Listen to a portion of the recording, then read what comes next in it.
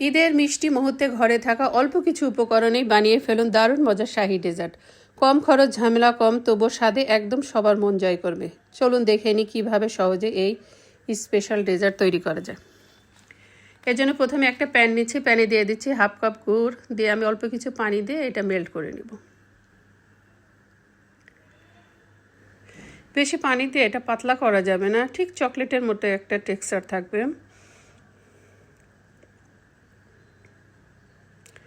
এরকম বাবুল এসে গেলে এখন আমরা এটা নামিয়ে নেব। দিয়ে একই প্যানে এখন আমি দিয়ে দিব 3 কাপ দুধ, গরুর লিকুইড দুধ দিয়ে দিচ্ছি, আর দিয়ে দিচ্ছি 1/2 কাপ পাউডার মিল্ক, আর দিয়ে দিচ্ছি 2 টেবিল স্পুন কনডেন্স মিল্ক। দিয়ে আস্তে আস্তে নেড়ে দুধটা আমি জাল দিয়ে নিচ্ছি।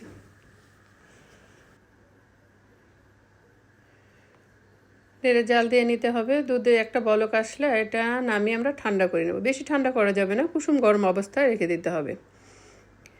তারপর এখানে নিয়ে নিচ্ছে একটা সার্ভিং ডিশে দিয়ে দিচ্ছে এখানে আমি বাকরখানি। এখানে আমি নিয়ে নিচ্ছি মিষ্টি বাকরখানি।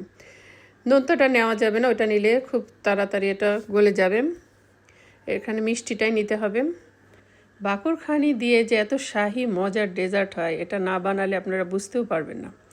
তারপর এখানে আমি দিয়ে দিচ্ছি হালকা কুসুম দুধ। তারপরে চারি সাইড থেকে আমি আরও কিছু বাকরখানি দিয়ে দিচ্ছি, দিয়ে উপর দিয়ে আরও কিছুটা দুধ দিয়ে দেবো। এখন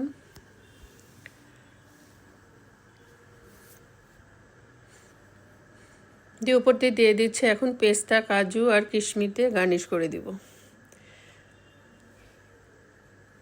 তারপরে দিয়ে দিচ্ছে এখন মেল্টেড গুড়টা। দিলেই আমাদের হয়ে যাবে রাজকীয় স্বাদের ডেজার্ট।